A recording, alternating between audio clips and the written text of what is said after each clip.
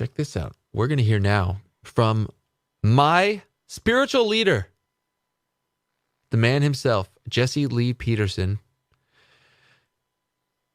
He black. I think he's like 800 years old. He was born on a plantation. Some say he never left. But he is maybe the wisest among us. Let's hear what he has to say about the event. Here's what I want to say about this thing. Then we'll take some more call, but I wanted to hear from my experts.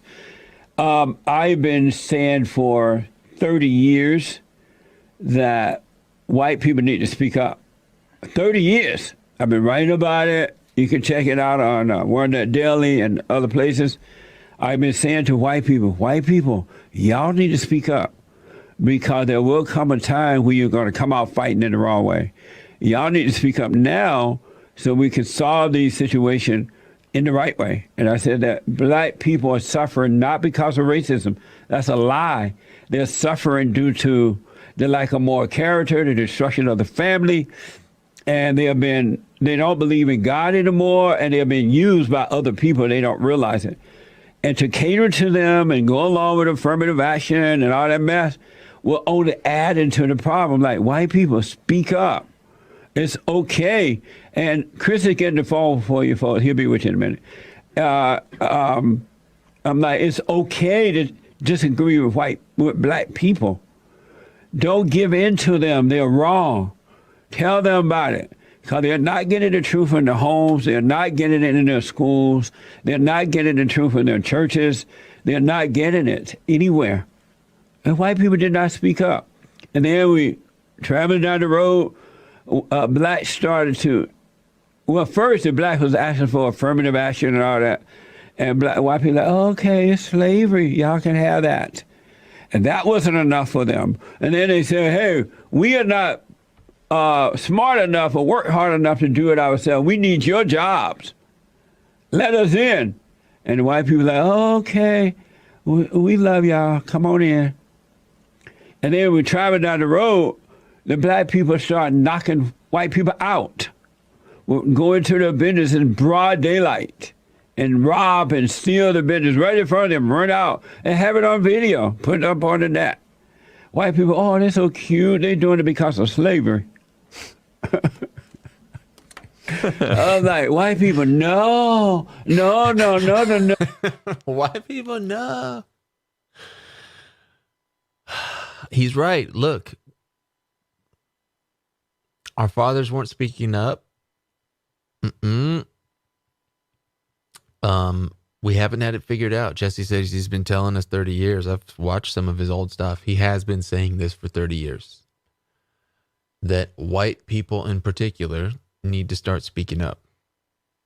Not that we need to do anything in particular, except to speak up and say the truth about what's happening. We need to say what the issues actually are, call them what they are, speak honestly, and speak up. Let our voices be heard. Rather than allowing untruth to be called truth, allowing injustice to be called okay, allowing losses to be called wins, allowing evil to be called good, and staying quiet. That's what's happened in a country with millions of people in it. We have handfuls here and there who've had something to say. And many times the most honest and true among us are silenced. And their book deal is canceled. And their channel is shut down. And this is allowed. And they become demonized and despised by the public for telling the truth. Because we don't want the truth. This is our crime. We would rather have that comfort of the lie. The truth is your friend if you make friends with it. But it doesn't go away just because you ignore it. And And if it doesn't feel good to you, it might sometimes be you that needs to adjust, not the truth. You're not perfect. So if you don't like the truth, guess who needs to change? It's not the truth. The truth doesn't need to change. The reality of the situation doesn't need to adjust to fit your sensibility. You need to change yourself. That's the work that hasn't been done. We've allowed ourselves to stay the same. Status quo, go to work, just kick the can down the road, like Jesse's saying. And here we are. Now we're here. What's next? Do you know what's happening in South Africa? It's bad. Real bad. There's farms of families being swooped on in the night. Father murdered after watching his wife and daughter raped. They put a tire around them and fill it up with gasoline and light it on fire and watch them burn and suffocate in smoke. They torture them and they kill them. And it's blacks doing it to whites. Now it was whites going into the Capitol. Guess who's now the domestic terrorist to our anti-white media? Our anti-white government. Republicans and Democrats are going to be pushing anti-white narrative, really calling anyone who is pro-white a radical domestic terrorist. That's what's coming next. Because you don't want to be labeled as racist, another anti-white slur, for telling the truth. You don't want to be called racist for wanting to just be around people who you are like and who you feel comfortable with. For the natural inclination of in-group preference. I prefer to be with people who I share a common resonance with. They look like me, they sound like me, they like the things that I like, they think like me, they act like me. Well, of course. No. They want to force a certain idea on us and make you feel guilty if you don't accept it because of your lust for comfort.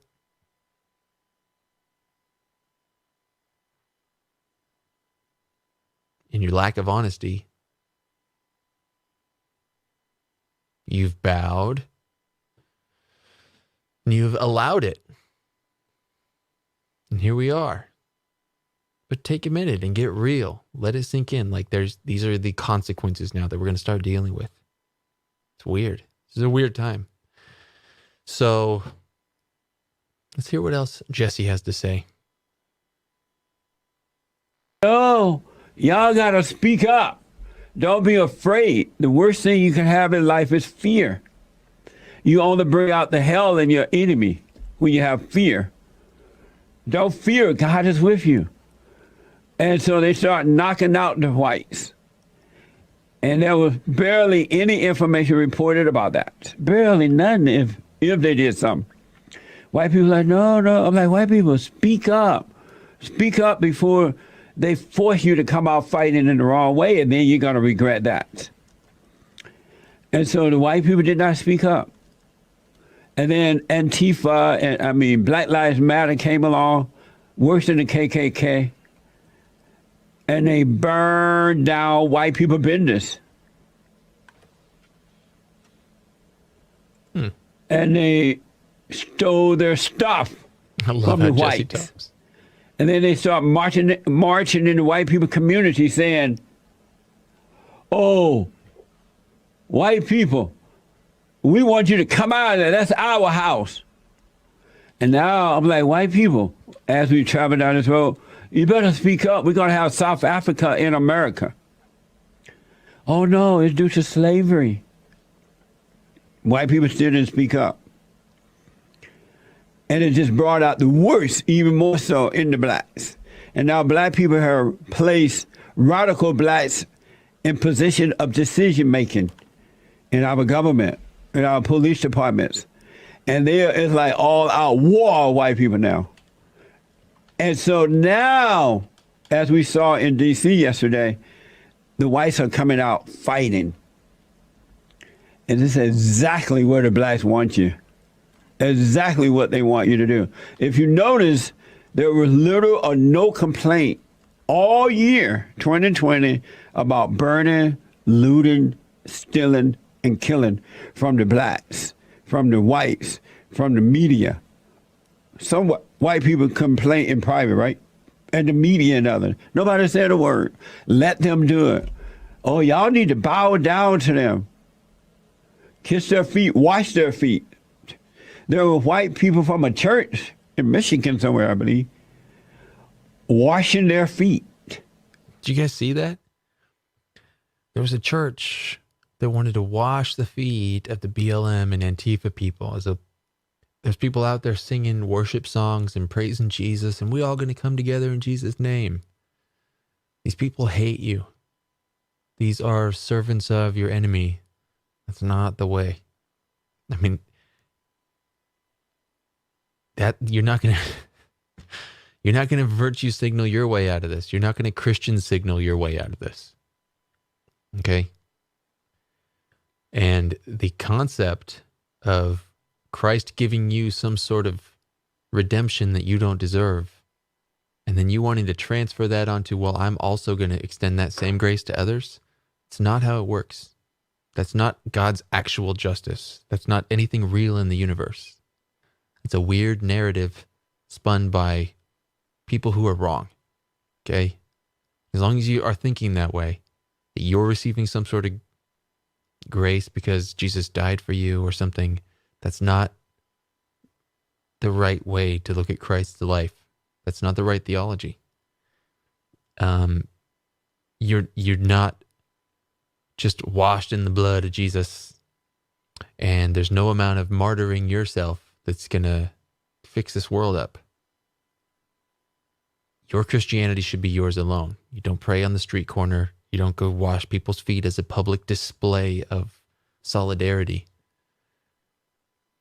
That's a story about Christ in the Bible that has deep meaning about like what type of character we're talking about when we talk about Jesus as a hero and as a person. But that's not an act for you to go emulate and carry out symbolically. It's ridiculous. It's stupid. Don't do stupid things. The Christians, all these acoustic guitars and beautiful songs aren't going to save you. That's not how it works. You have to become strong and good. You have to do good, not just outwardly in the world and banging a drum and draw people's attention to your good acts of charity or whatever, or piety or worshipfulness. None of that matters. That's all just vain egotism. It's what you do when you're alone. It's the choices you make. It's the things that you say no to. It's your strength of will. It's your trust and faith in God through hard times. It's your patience and perseverance. It's your hope and grace. All of those things make you a Christian person. That's what Christianity is. It's becoming a good person. Actually good. Not virtuous looking. Not nice, but good. Like godly. Like warmth in the world. That's what we have to get to.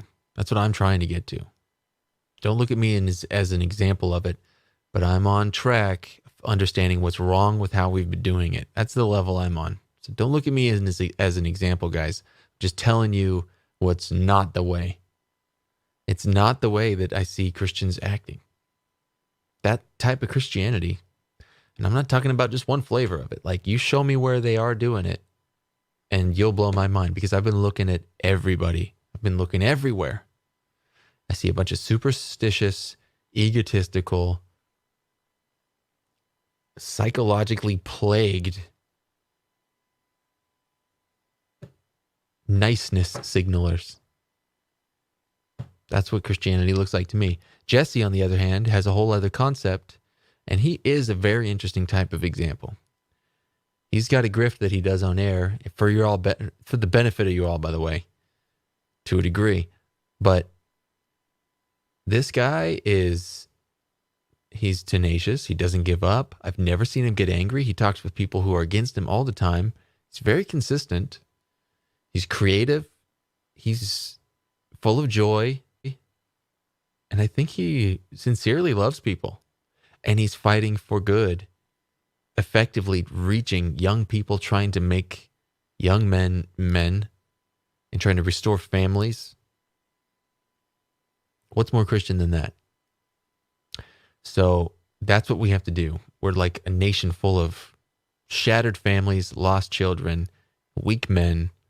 Fatherhood is like where is it?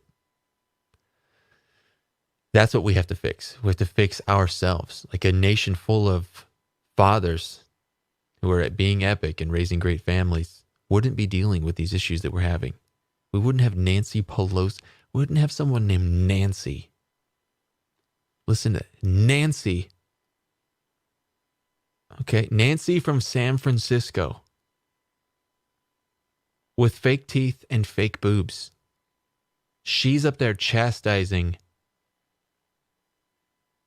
the president. And then she refers over to Chuck Schumer. Nancy and Chuck, a San Franciscan and a New Yorker, a woman and a non-Christian, let's say, he's Jewish, a woman and either someone who serves a different God or is an atheist. I don't know what Chuck Schumer's religion inclination is. Neither of these people would be tolerated in a society with strong men. That's a fact. So, do we have any strong men? Because it is currently being tolerated. And I don't think it would be tolerated in a society that had strong men. They're burning our cities. They're setting us up to look like idiots, and we're acting like fools. Our families are being destroyed. Children are being taken from us and raised by fools. Worse than fools. Evil people, actually. Where are the men? I don't know. It's a weird place. Weird place to be. But that's what Jesse's advocating for. I really appreciate him for that. He's got more to say. Let's keep going. Praise and Black Lives Matter. All under the pretense that George Floyd thing was George was innocent. Everybody else was bad. And now you've allowed these people to get into government decision making. They got you. And now that you've gone out and did what happened in D.C. yesterday, they're going to take away your freedom of speech. They're going to take away your Second Amendment. They're going to eventually take you home without compensation. It's over for you. Look how all these Democrats and the media and everybody coming out cursing and attacking white people. Even the right-o Republicans. They're attacking the whites.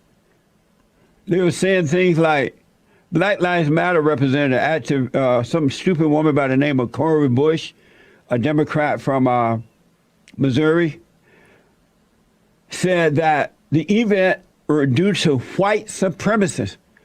They never said black supremacy. And right in front of us, tearing down statues and monuments. White people didn't speak up. God keeps sending you a boat, but you won't take it. You didn't take it. And you're waiting for his help. He keeps sending you help. Speak up now. I am with you. Speak up now. You'll be fine. Love me. This is God. Love me with all your heart, soul, and might, along with anything else. I'll be with you. Love your neighbor as yourself, meaning don't hate, right? The white people they love their stuff. They love their lives. They love their character. They love everything more than God. Look where you're at. They got you now. Now, God is still with us, and we can still... That's the point right there. White people love their stuff. their stuff, their lives. He said their character. I think he means like their ego. Yeah, so that's it. White people love their grill. They love barbecuing. They love going to the river. They love their Las Vegas. They love their action comedy, Hollywood, their job, their career, their degree. They love all these things that aren't godly. What does God want us to do with our lives? Do we even know? Love each other. What does that mean? What does that actually mean? We're so far, like from really getting it. It doesn't mean to allow evil people to inflict evil on us as a society. It's not the way. It doesn't, it's just like,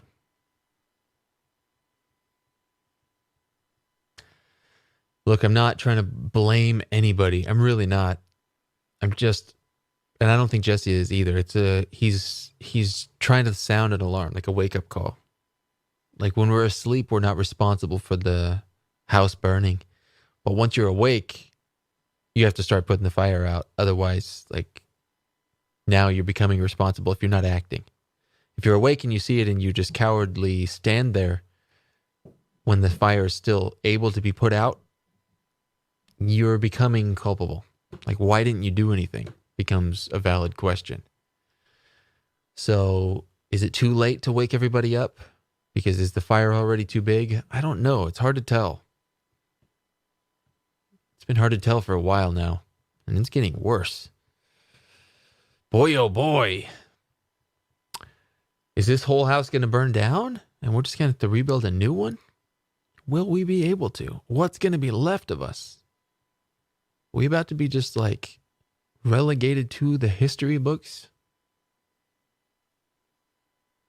That's a bitter pill to swallow. I keep thinking that there's going to be something we can do. I have ideas. There's things I'm working on. But boy, I'm kind of late to the game. And I'm still figuring it out. I don't even know where to go for people who have the answers. I've got a few people in my corner. I've got a few mentors. They don't have answers either, though. Nobody knows what to do. It's wild. And the people who think they know what to do, oh man, these are just about the most foolish people among us. The people who think they have it figured out, it's the Dunning-Kruger effect. Like, they are the dummies. They're dumb enough to believe their own dumb idea, to think that it's complete. Or they're just liars because they're benefiting off of confidence. That's what the con man does. He's so confident that the person who lacks confidence and who is insecure is drawn into leaning on them. So much so that through confidence alone, they gain control over weak-minded people. That's what a con man does. He instills confidence in the weak and receives from them their affection. So we just went through 4 years of a long con with Trump, potentially. It's still hard to even shake it. Like, I still want to, like, wait and see. That's the wisdom in me, is just to wait and see. But at the same time, it says, no, I don't believe. I'm going to wait and see. He is putting on the show. Like, he is presenting goodness. He's presenting the right attitude. He presents good behaviors. You can't, if you want to argue with me on that, I'll go all day. Like, the way that he handles adversity, the way that he speaks confidently, the way he instills confidence. A man who's right should be able to do that. So it puts on the display of a believable person. He seems right. He's presenting the way we all should present. And most of us can't present that way because we're not right. We've been weakened. And we're not living right, most of us. At least in public eye anyway. I don't know. Maybe there's just, they're just noble craftsmen who are living right and working Well, and we don't see them very much, but in public, the public influencers, the famous ones among us, usually aren't. Just where are they? Where are the men who are going to lead us, who aren't compromised and sold out, bought out, swayed by the big influence? It's a tough battle. We need real heroes to emerge. It's going to be interesting to see how it goes. Jesse's a hero in his own way. Overcome this, but they got you where they want you. Yep. They wanted you to do what you did yesterday up in Washington, D.C. It doesn't matter if Antifa are involved or not. It was white. They're going to call you white supremacists. They're going to blame the Great White Hope for not. Great White Hope is to blame for this, right? They're going to pass laws. They got you. They're coming for your guns. They're coming for your speech. They're coming to ban you on everything they can, shut you down, because you've played right into their hands. And that's why I've been saying that all things must be done in stillness in order to see how to win the war within yourself, the battle, and within others outside of you. That's the point. The powerful play for a man, for a human individual, is in stillness.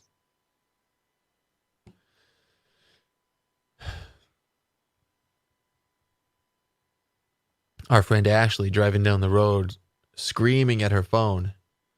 You can say she has the right energy. I would say no. She has it's understandable. We want more energy, but that's not the right expression of the energy. You don't express that way to get what you want. That's the wrong way to express the right energy, let's say. I mean, her disgust reaction, her disgust factor was high. She was disgusted with the situation. But then how do you react? What's your response? They say your revenge is a dish best served cold. Well, so is justice.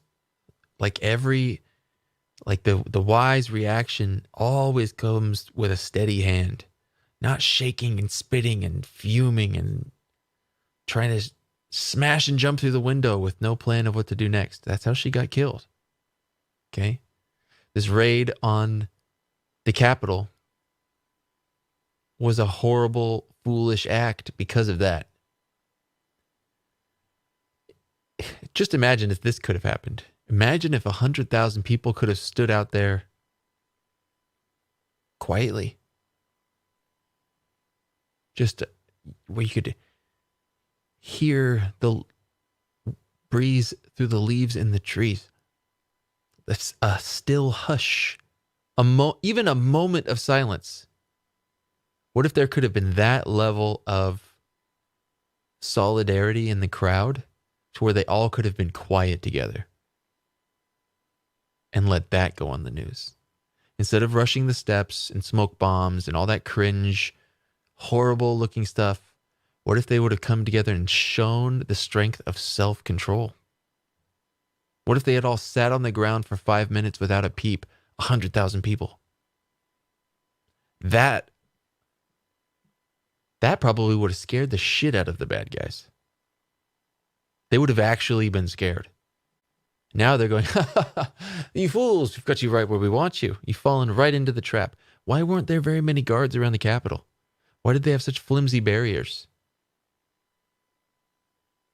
The march, the energy, it was advertised for weeks. Everybody, they knew how many plane tickets were bought into D.C. for that weekend. There was already a preview of how many people would come last month, right after the election, right?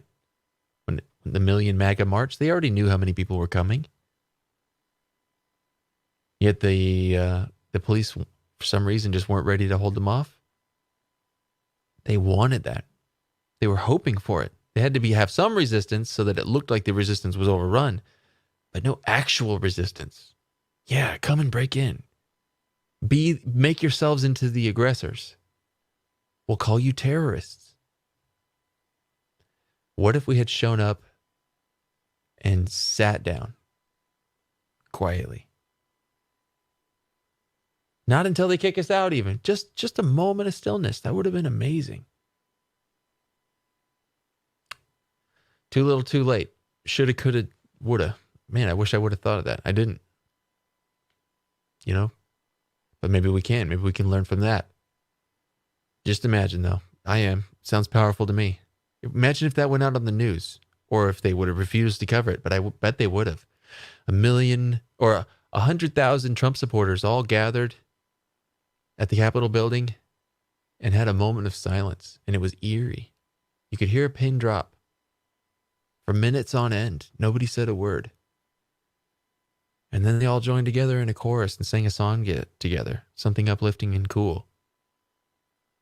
That would have been something. That might have changed the election. The GOP Republican Rhino senators wouldn't have had an excuse not to fight for Trump after that point. You would have left the ball in their hands. The ball would have been in their court. The move would have been theirs. We've done the right thing. Now you do the right thing. That would have been the play. But instead, we did the wrong thing. Now you have every excuse to go against us and railroad us. Because that's what their sponsors want them to do. So, okay. Maybe this isn't our last battle. And we can have had a lesson learned. Thanks, Jesse. Good idea. All things. When you get angry, you lose, and they'll push you to anger because you didn't speak up. You didn't get involved. You didn't vote out these people. You let the blacks in, you let Obama in, trying to cater to evil. You can't cater to evil. When people know, I don't care what color they are, when they know you care about anything, they're going to use that to destroy you. And that's what's happening to white people. They got you where they want you now. So get ready for a bumpy ride this year, the next 4 years. And the rhinos, they're not going to help you. The rhinos are cowards too. And they have special hidden agendas for themselves. In case you don't know, rhino means Republican in name only. So the fake conservatives. They're on the Republican Party, but they work for Lord business. Money and so-called power.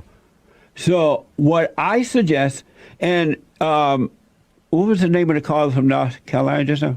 Raleigh, North Carolina. Yeah.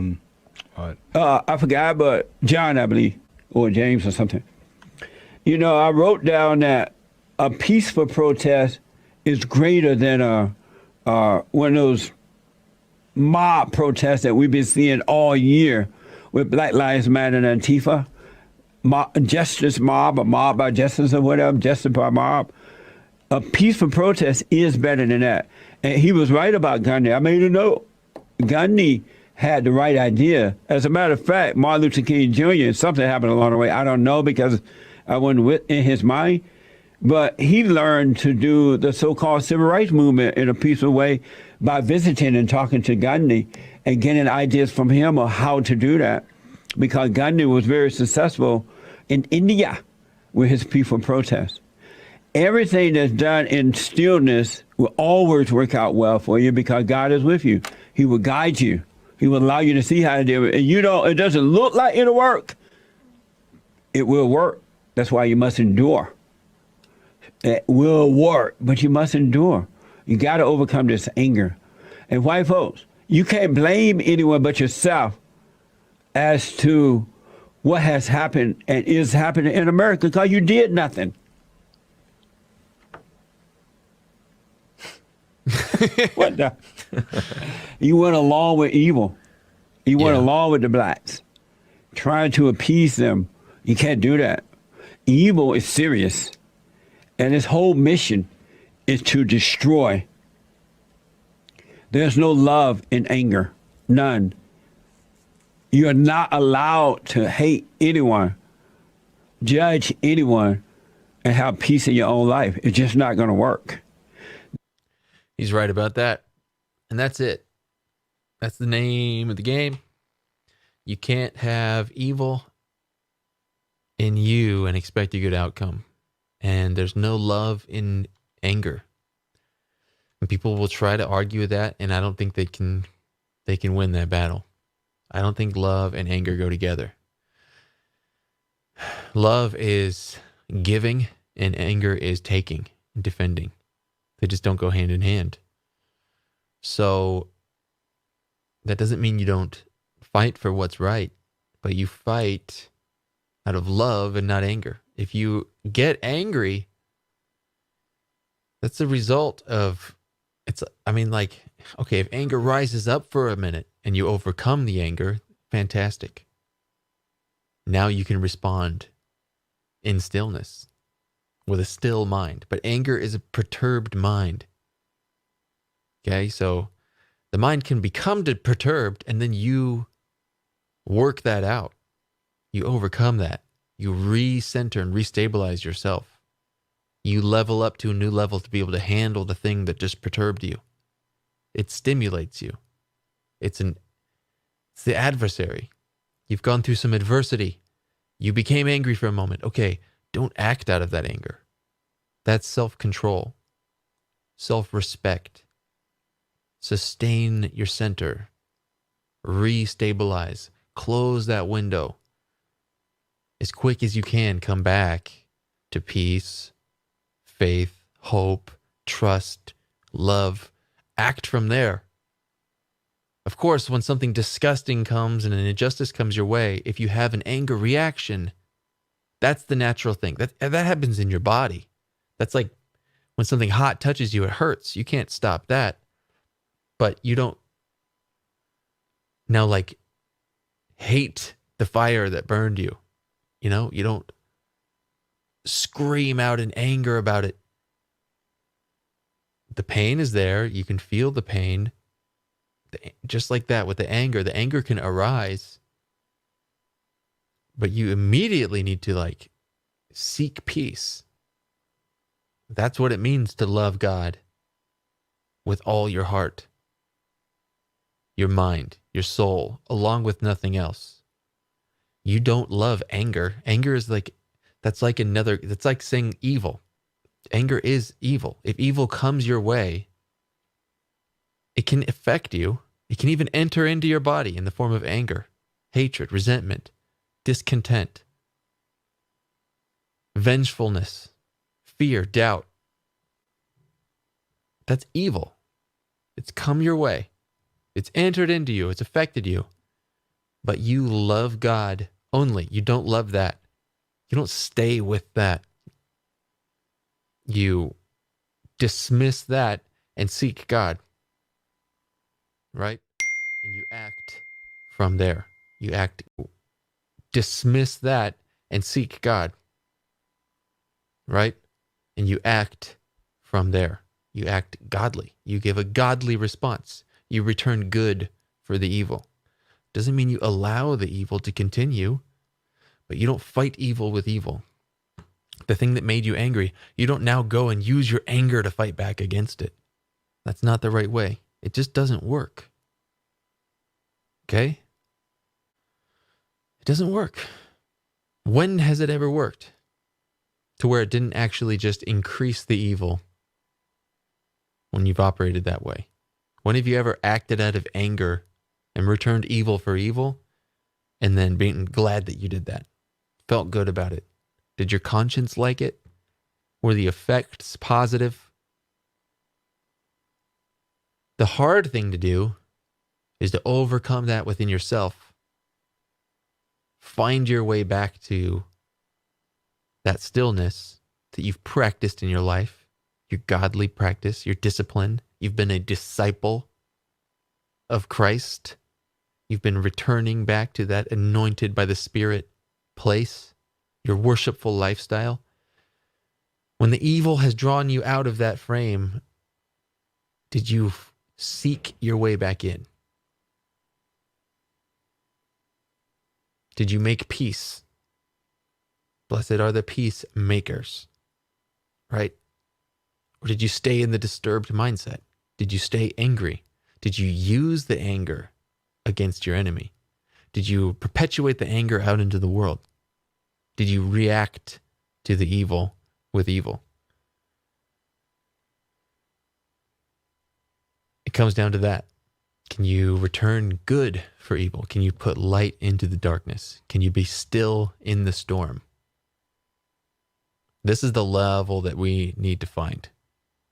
Can we endure this adversity, endure the pain that's coming our way? Get ready. 4 years, okay? We have a 4-year course. We're about to receive a 4-year degree in dealing with adversity.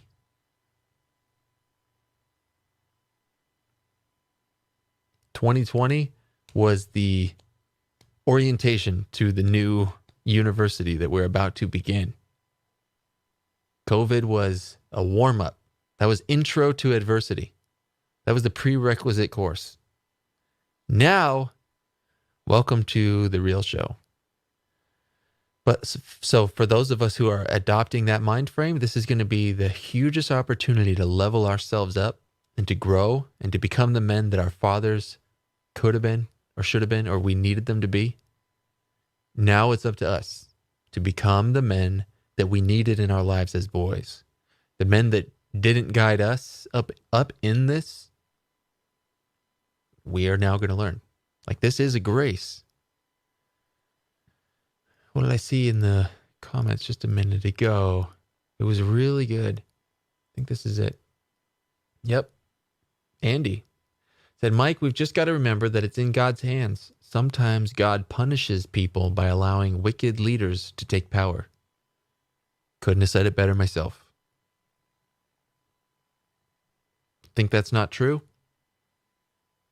You think the world doesn't level up through going through adversity from time to time, generation to generation, age to age? Look at our history. Look at the things we've gone through. It's not just success after success. There's major setbacks. Wicked, horrible people rise into power in great places all the time through history. So, here we go. It's going to get interesting.